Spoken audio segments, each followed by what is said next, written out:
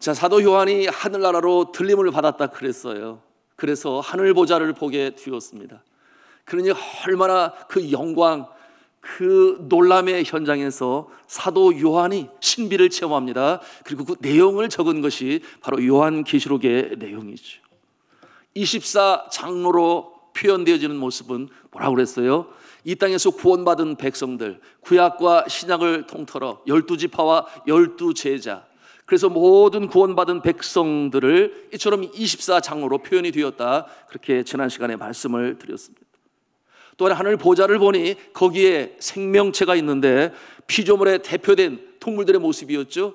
사자가 보였습니다. 독수리와 소와 사람이 하나님을 찬양하는 그 모습을 보여주었습니다. 겸손하게 자신의 머리에 쓴 관을 벗어서 보좌에 드리는 그와 같은 찬양과 경배를 드리는 모습이었습니다. 우리가 지난 시간에 나누었던 제4장의 내용이 그와 같은 모습이었는데요, 그런데 가만히 보니 하나님의 오른편 선에 들고 있는 그 무엇을 보게 되었어요. 뭐였는가 하면 두루마리로 표현이 됩니다. 책이 들려 있습니다. 이 책은 어떠한 책이었는가? 장차 어떠한 일이 일어날 것인지 기록된 그와 같은 책이었어요. 이 책의 내용 중에는 세상 종말까지 되어질 일들에 대해서 기록되어져 있는 책입니다. 환난과 핍박 속에서 이기시는 하나님의 손길이 어떻게 표현이 되고 있는지 궁금하지 않겠습니까? 사도 요한이 그처럼 핍박을 당했어요. 지금 사랑하는 믿음의 자녀들이 핍박을 당하고 있어요. 그런데 그 책을 보게 되면 하나님께서 어떻게 이기실 것인지, 어떻게 악한 자들을 심판하실 것인지, 그런가 하면 악한 세력의 우두머리인 사단 마귀를 결박하실 것인지 그와 같은 내용을 알고 싶지 않겠습니까? 그래서 그 내용을 보고 싶어 합니다. 그와 같은 모습은 환난 핍박 속에 있는 자들에게 소망을 줄 수 있는 소위 마스터 플랜, 바로 그런 것 아니겠습니까? 그런데 볼 수가 없어요. 왜냐하면 인봉되어 있기 때문에, 인봉되어 있기 때문에 뗄 수가 없습니다. 여러분, 그런데 인봉되어진 것이 7인으로 봉하였다 그랬어요. 7인. 여러분, 7도장으로 찍어, 여러분 서양의 비밀 문서들은 겉에다가 이 촛농 같은 것으로 해서 도장을 꽉 찍어가지고 그거를 뜯어보지 못하게 그렇게 해요. 7인으로 봉을 하였으니 아무도 열 수가 없어요. 7은 무슨 숫자라고 그랬어요? 완전 숫자. 그러니 봉을 하였는데 7인, 그러면 아무도 뛸 수가 없다. 그것은 누구도 뗄 수가 없다. 안전하게 봉하여졌다. 하나님께서 인정하시는 권한이 없으면 그것을 뗄 수가 없는 거예요. 여러분, 이와 같은 모습, 기밀 문서 우리가 생각해 볼 수 있는데, 국가의 기밀 문서가 있잖아요. 전쟁이 터지면은 플랜 A, 플랜 B, 첫 번째 것이 안 되면 두 번째 것, 아주 극비밀 문서 아니겠습니까? 아무도 그것을 열어볼 수가 없습니다. 그런가 하면은 가깝게는 집안에서 또 기밀 문서가 있어요. 집안에 무슨 기밀 문서가 있을까? 이런 생각을 가질 수 있을지 모르겠습니다만, 요즘 여러분 8시 반에 KBS를 통해서 무슨 드라마를 해요? 잘 모르셔요? 안 보셔서? 꽃길만이었으면 좋겠다? 네, 저도 뭐 잘 몰라요. 어쩌다 보니까 세상에 어머니가 가지고 있는 땅 문서가 있는데, 자녀들 중에 돈에 대한 갈급함이 있는 그 자녀들이 그 사실을 알았어요. 세상에 그 액수가 얼마냐? 자그마치 50억이라고 하는, 대단하죠? 드라마예요. 그런데 그것을 아는 순간, 보는 순간, 그야말로 지금 분위기가 아주 험상궂게 가고 있는데요. 여러분, 가정에도 기밀 문서가 있다면 그것 말고 또 있으니 유언으로 남기는 것이 있겠죠. 그래서 내가 가지고 있는 재산 중에 이 부분은 첫째에게 가고, 둘째 가고, 셋째에게 가고. 여러분들이 그와 같은 나름 재산 있는 집에 자녀라면은 그거 보고 싶어요? 안 보고 싶어요? 없어요, 아예 뭐 그런 걸 받을 게 없어요. 하여튼 그와 같은 문서가 있다면 아이고 보고 싶어라, 그 내용이 뭘까, 그런 마음 가질 수 있지 않겠습니까? 자, 사도 요한이 다른 뜻 아니에요. 환난과 핍박 속에 있는 저 성도들이 어떻게 하나님께서 인도하시고 믿음 가운데 견고히 세우시고 악한 자들을 심판하시고 사단을 멸하실 것인가 하는 것을 보고 싶은 거예요. 그래야지 다시금 이제 입신에서 돌아왔을 때에 전해야 되지 않겠습니까? 소망으로 적어둬야 되지 않겠습니까? 그런 마음 때문에 저가 어떤 모습이에요? 답답하고 안타까워 눈물을 흘립니다. 이것이 4절에 있는 말씀이지 않겠어요? 우리 4절 말씀 같이 또 읽도록 하겠습니다. 시작. 그 두루마리를 펴거나 보거나 하기에 합당한 자가 보이지 아니하기로 내가 크게 울었더니, 이 사도 요한이 그와 같은 눈물을 하나님께 보이죠. 여러분, 이와 같은 모습은 우리가 주님 앞에 어떠한 모습으로 서야 될 것인지를 보여주는데요. 그런데 이 인봉한 책을 열 사람이 누구냐? 이단의 교주들은 하나같이 주장을 해요. 그 7인을 쳐서 인봉한 두루마리를 10자가 있으니 바로 나다, 그렇게 표현해요. 다 똑같이. 그래서 천국의 비밀을 내가 알았다. 어림도 없는 소리. 사도 요한도 열 수가 없는데 어디 감히 내가 그것을 열 자다. 그래서 하늘의 비밀을 안다, 영적인 비밀을 안다, 앞으로 되어질 일로 다 알고 있다. 이단의 교주들이 쓰는 방법입니다. 그러면서 하나님께서 그 책을 열 수 있는 7인으로 봉한 그 열쇠를 나에게 주셨다. 그렇게 자신들을 높입니다. 사랑하는 성도 여러분, 속지 마시기 바랍니다. 당연히 안 속지요. 당연히 속지 않아요. 그런데 많은 사람들이 속아요.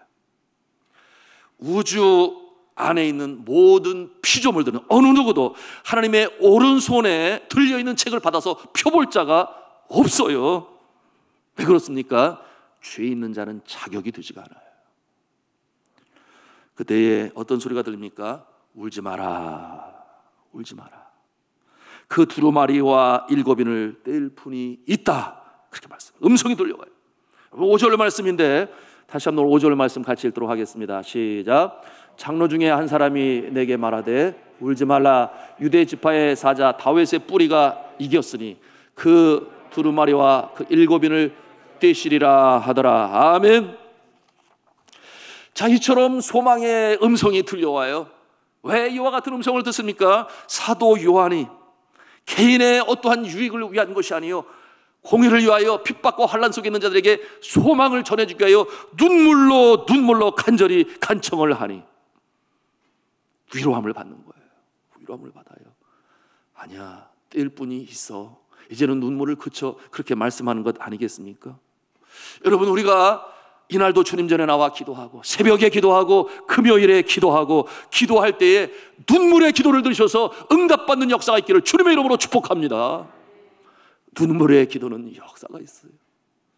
여러분, 사람이 흘릴 수 있는 고귀한 액체 3가지가 있다 그랬습니다. 그것은 첫째로는 땀이라 그랬죠. 숭고한 노동의 상징이요, 땀 없이 어떠한 것을 이루는 자는 몰입의 모습이다 그랬어요. 잘못된 모습.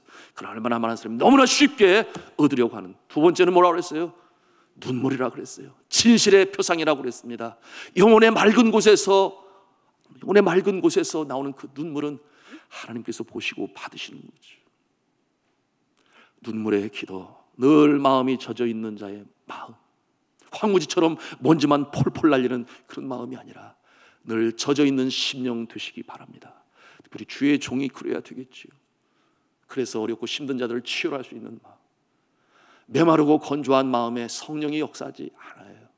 눈물, 사도 요한의 이 눈물, 그와 같은 모습을 보고 그에게 위로하심의 역사를 체험합니다. 그러면 첫 번째는 뭐라고 그랬어요? 피라고 그랬죠. 헌신의 상징. 모든 기독교의 역사에 물꼬를 트는 곳에는 반드시 피가 있었습니다. 헌신이 있었어요. 그러면서 물꼬가 트고 새로운 역사의 지평이 열리게 되었는데요, 이와 같은 고귀한 인간이 가질 수 있는 액체, 이와 같은 모습 여전히 남아있습니다. 주님 오시는 그날까지 남아있는데 그 일에 하나라도 우리가 정말 진실한 모습으로 드릴 수 있는 저와 여러분 다 되시기를 주님의 이름으로 축복합니다. 자, 그럼 누가 그 책을 열 수 있겠습니까? 바로 예수 그리스도이시죠. 6절과 7절에 있는 말씀인데 같이 6절 7절 말씀 또 읽겠습니다. 시작. 내가 또 보니 보좌와 내 생물과 장로들 사이에 한 어린 양이 서 있는데 일찍이 죽임을 당한 것 같더라. 그에게 7뿔과 7눈이 있으니 이 눈들은 온 땅에 보내심을 받은 하나님의 7 영이더라. 그 어린 양이 나와서 보좌에 앉으시니 오른손에서 두루마리를 취하시니라. 아멘. 자, 드디어 천국 보좌에 예수님이 등장하십니다. 그래서 영화로 저렇게 상상을 하면서 그림, 픽처로 만들면서 이 요한계시록을 묵상합니다마는 4장에 예수님이 나타나지 않아서 예수님은 어디 가셨나, 천국 보좌에 어디 가셨나 그러는데 5장에 드디어 예수님이 당당하게 출현하시는 것입니다. 그러시면서 이 예수님께서 등장하시는데 그 모습이 어떠한 모습이냐, 또 상징, 비유가 나오는데 어린 양이라고 그렇게 표현을 해요.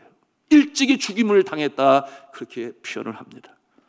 저와 여러분과 온 인류의 죄를 사하시기 위하여 십자가에 달려 돌아가신 예수 그리스도, 어린 양의 모습으로 제물이 된 그 모습이 이렇게 정확하게 이제 요한계시록에 표현이 되고 있습니다. 그런데 그에게 7뿔과 7눈이 있다 그런 표현을 사용해요. 여러분 7 그러면 이제는 익숙해졌죠? 완전한 숫자, 완전수. 그러니 완전한 뿔 무엇을 상징합니까? 이런 능력을 상징합니다. 뿔은 능력을 상징합니다. 그래서 신명기 33장 17절에 모세는 요셉에게 임할 축복을 미리 예언하면서 말씀합니다. 첫 수송아지 같이 위엄이 있으니 그 뿔이 열방을 받아 땅끝까지 이르리니, 이와 같은 표현을 사용해요. 그것이 장차 나타날 요셉에게 임할 축복을 그렇게 예언한 것입니다. 그런가 하면 시드기야 왕은 수리에 대한 약속된 승리의 표시로 무엇을 받았는가? 쇠뿔을 받았다. 그렇게 열왕기상 22장 11절에 또한 말씀하고 있어요. 뿔은 무엇을 상징한다? 능력을 상징한다. 권세를 상징한다. 그래서 예수님께서 7뿔을 가지셨다고 하는 것은 그가 전능하신 분이시라는 것을, 완전하신 그 능력을 가지고 계신 분이라는 것을 이렇게 7뿔을 가지고 계신 예수님의 모습으로 표현해 보여주는 것입니다. 그 환난과 핍박 속에서 원수를 진멸하실 분이 누구시냐? 바로 예수 그리스도라고 말씀하시는 거예요. 다윗의 후손에서, 뿌리에서 난 승리자 예수 그리스도, 예수님이 우리의 소망이 되시고 승리자가 되시는 줄로 믿으시길 바랍니다. 그러니 우리가 예수 안에 모든 문제의 해결을 보는 거예요. 예수 안에 악한 자 어련히 알아서 하나님께서 손보시죠. 우리가 굳이 하지 않아도 주님이 그 일을 행하십니다. 그런가 하면 7 눈을 가지신 분으로 이제는 또 그렇게 표현되어져요. 여러분, 눈은 무엇을 나타내는가? 전지를 나타냅니다. 전지, 모든 것을 아세요. 또 다른 말로 이것을 인사이트라고 하는 용어를 사용하는데 통찰력이라고도 말할 수 있겠습니다. 만물을 꿰뚫어 볼 수 있는 통찰력을 가지고 계신 그 예수님의 모습, 7 눈으로 그렇게 표현을 해요. 완전수 7. 그러니 이 뜻은 예수님의 눈은 이 지상에 없는 곳이 없다. 이것을 또 다른 말로 무소부재라는 말을 사용하죠. 무소부재하심을 드러내고 있습니다. 그러니 예수님의 눈앞에는 어느 누구도 숨을 자가 없으며 숨길 것도 없어요. 다 보고 계시는 것입니다. 은연중에 행하는 일도 다 바라보고 계세요. 그러니 우리가 그와 같은 모습, 우리가 사람 앞에서나 하나님 앞에서 잘못을 하면 그것을 속히 회개하는 것이 좋아요. 왜? 이미 알고 계시거든. 그러면서 기다리겠죠. 네가 언제 회개할래? 사랑하는 성도 여러분, 우리 주님은 7 눈을 가지고 계셔서 모든 상황 가운데 함께 하실 뿐만 아니라 바라보고 계시니 우리가 긍정적으로 해석할 수 있지 않겠습니까? 내가 힘들고 지쳐도 주님 사랑합니다. 주께서 나에게 사명을 주셨으니 내가 최선으로 드립니다. 때론 남들이 알아주지 않아요. 텅 빈 예배당에 와서 청소를 할 때, 눈물로 찬송하며 기도할 때 남들은 몰라요. 그러나 우리 주님은 바라보고 계심을 믿으시기를 바랍니다. 그리고 위로하시고 격려하시고 내가 다 보고 있어. 은연중에 보이지 않는 가운데 우리 성도님들 중에서도 그런 분이 계세요. 제가 이 자리에 표현을 하지 않습니다마는 누구보다 남들이 해야 할 것이면 내가 먼저 감당하겠다. 그와 같은 모습으로 섬길 때 그러기에 교회가 든든히 서간다. 자, 사랑하는 성도 여러분, 우리가 예수님 환난 핍박 속에서 믿음을 지키는 자와 구원자가 되시고 그와 같은 자의 구원자가 되시고 악을 행하는 자의 심판자가 되심을 믿으시기 바랍니다. 그렇습니다. 오직 예수 그리스도만이 역사의 주관자가 되시고 우리의 개개인의 구원주가 되시고, 여러분 구약 성경에는 하나님께서 심판주로 등장하십니다. 그러나 장차 예수 그리스도께서 임하시게 될 때 그 심판주는 하나님이 아니시고 예수 그리스도가 되십니다. 그래서 우리는 사도신경을 통해서 고백하지 않습니까? 저리로서 산 자와 죽은 자를 심판하러 오시리라. 누구예요? 예수 그리스도가 하나님이 아니시고 예수 그리스도가 심판주로 임하세요. 처음에 오실 때는 구원주로 임하신 주님께서 다시 오실 때는 심판주로 오신다. 우리가 이것을 기억할 수 있어야 되겠습니다. 예수께서 그 두루마리 책을 취하시니 하늘 보좌에서 축제가 일어납니다. 찬송이 울려 퍼집니다. 경배가 드려집니다. 모든 구원받은 자들과 피조물들이 찬송과 경배를 주님께 드리는 것이 8절 이하에 나오는 그와 같은 내용들인데요. 우리 8절 말씀을 또 같이 읽겠습니다. 시작. 그 두루마리를 취하심에 네 생물과 24장로들이 그 어린 양 앞에 엎드려 각각 검은 고와 향이 가득한 금대접을 가졌으니 이 향은 성도의 기도들이라. 아멘. 여러분, 이 네 생물에 대해서 우리가 지난 시간에 나누었습니다. 피조물을 대표하는 상징이라고 말씀드렸죠. 야수의 대표 사자, 모든 새들의 대표 독수리, 가축들의 대표 소라고 말씀을 드렸습니다. 그리고 만물의 영장 사람이라고 말씀드렸어요. 그 경배를 드리는 거예요.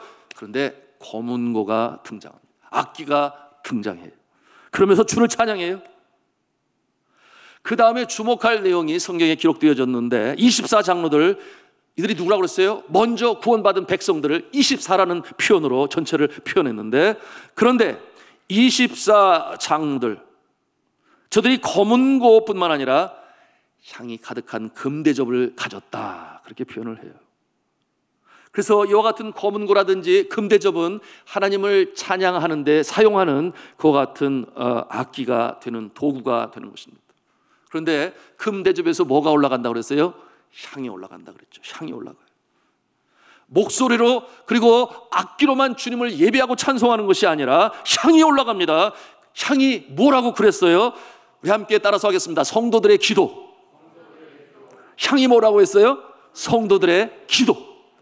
이 금으로 만들어진 대접에서 향이 올라가는데 그것이 성도들의 기도다, 그렇게 말씀하고 있습니다. 무슨 말이에요? 성도들의 기도를 먼저 저 하늘나라에 구원받아 올라간 자들이 금 대접에 받아서 그것을 향으로 보좌에 올리는 그와 같은 역사를 천국 보좌에서 보는 것입니다. 여러분, 그러니 이 기도는 얼마나 중요합니까? 왜 예배에 있어서 기도가 중요하겠습니까? 구약시대의 성소에 있는 금향단은 하나님의 백성들이 하나님께 드리는 기도를 나타냈어요. 그렇기 때문에 이와 같은 환상으로 보게 되는 것인데요, 제사장이 순번을 짜요. 그리고 이 거룩한 성소에 들어갈 때 향을 피우면서 기도를 드리면, 그러면 하나님의 백성들이 이제 성전 밖에서, 성소 밖에서 함께 합심해서 기도를 드리는 모습이 구약시대에 기도하는 그 모습이었던 것입니다. 여러분, 기도는 주 앞에 나와서 내 무능을 인정하고 주의 은혜와 긍휼과 은총을 간구하는 것이죠. 그러기에 기도는 하나님 앞에서 겸손한 자의 태도를 보여주는 것입니다. 나는 부족합니다. 어려운 세파를 뚫고 나가기가 너무 힘듭니다. 험난한 세상에서 믿음으로 이겨나가야 되는데 믿음이 너무나 연약합니다. 사명 감당하고 싶은데 체력도 약하고 지력이 부족합니다. 책임 있는 가장이고 싶은데 자금의 상황이 너무나 힘들어요. 주님, 어떻게 하면 좋겠습니까? 직분자로 부름을 받았는데, 그런데 환경도 여건도 상황도 물질도 따라주지를 않습니다. 여력이 안 됩니다. 이와 같은 나의 무능을 주님 앞에 아뢰는 것이 우리 기도의 모습이에요. 왜 그렇습니까? 하나님의 긍휼을 입기 위하여.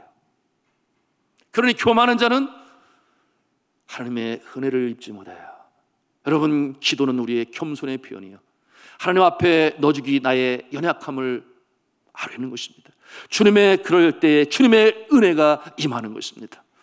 그런데 기도가 어떻게 주를 높이며 경배하는 일에 중요한 요소가 된다는 것입니까? 이 향이 올라갈 때 어떻게 그것이 주님을 찬송하며 경배하는 요소가 되냐, 그 말로. 기도가 그렇게 맞춰지는 것이 아니기 때문에 나의 무능과 연약함을 주님 앞에 고백합니다. 그러나 그것으로 끝나는 것이 아니라 기도 가운데 우리는 이와 같은 내용으로 주님 앞에 고백합니다. 나는 무력합니다. 그러나 주님은 강하십니다. 주의 능력은 한이 없으십니다. 나의 이와 같은 모든 상황 연약한 가운데 주관자가 있으니 주님께서는 어려운 일을 이루실 줄로 믿습니다. 그와 같은 승리에 찬 고백을 드리는 거예요.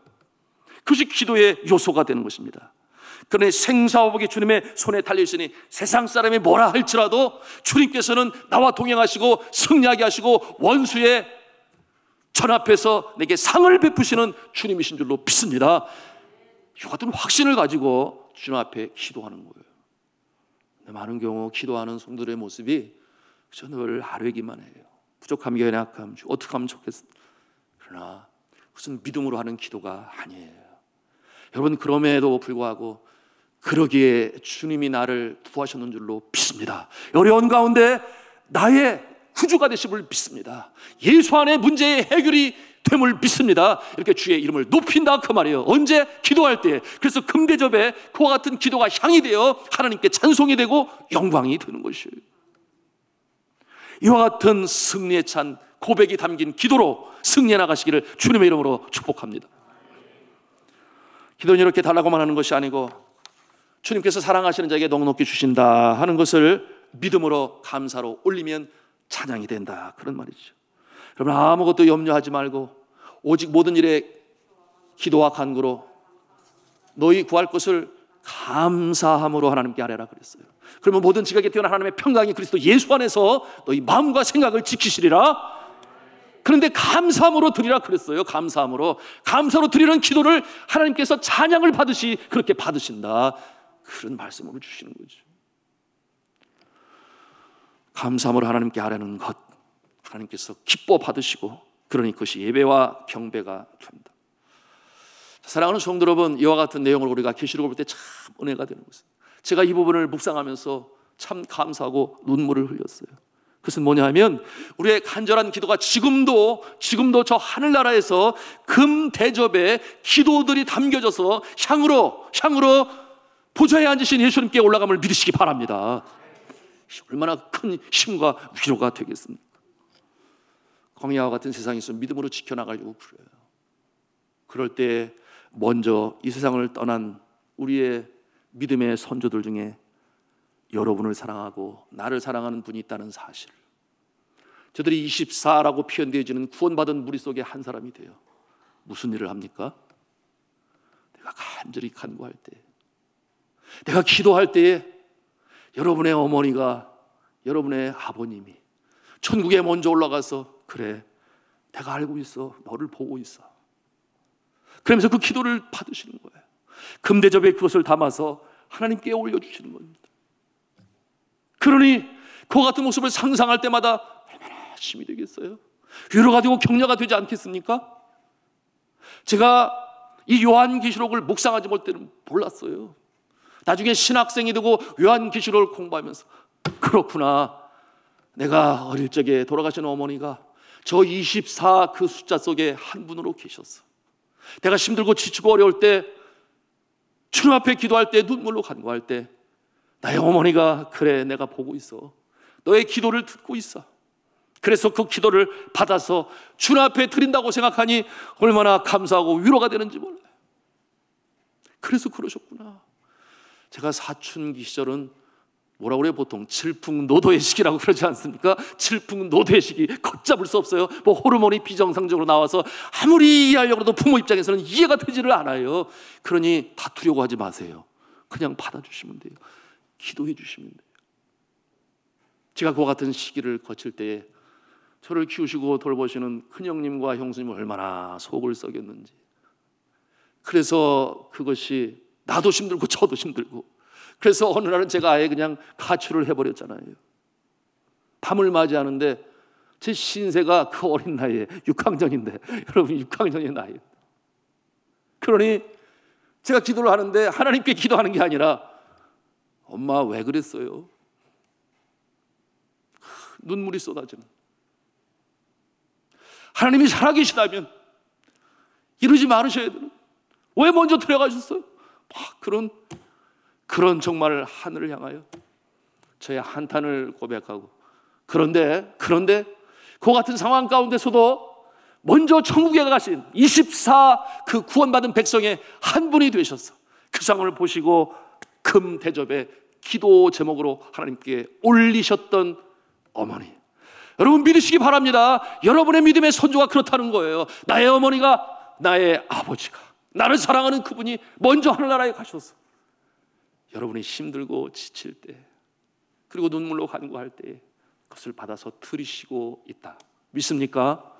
힘이 되시고 위로가 되시고 격려가 되시기를 바랍니다. 자, 이와 같은 모습 너무 감사한데요.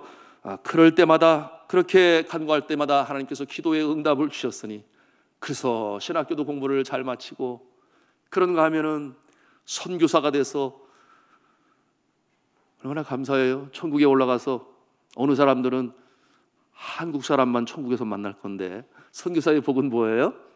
네, 전혀 있기나 가깔라고 뽕아 욕 맞길랄라 이렇게 말하는 사람들도 천국에 가서 만나게 되고, 그런가 하면은 또빠일라이 베티고가르네 몰래 데레이쿠실락이요. 여하튼 네팔 말인데요. 여하튼 이와 같은 모습을 천국에서 볼 수 있으니 그것이 너무나 감사하고, 그런가 하면 이제는 고국의 부름을 받아 주의 몸된 교회를 섬기면서 성도들과 함께 어려운 때를 함께 격려하고 위로하고 말씀 가운데 든든히 서가기를 바라는 마음으로 간절히 간구하고 주의 몸된 교회를 세워나가는 일에 주님께서 사용하시니 얼마나 감사해요.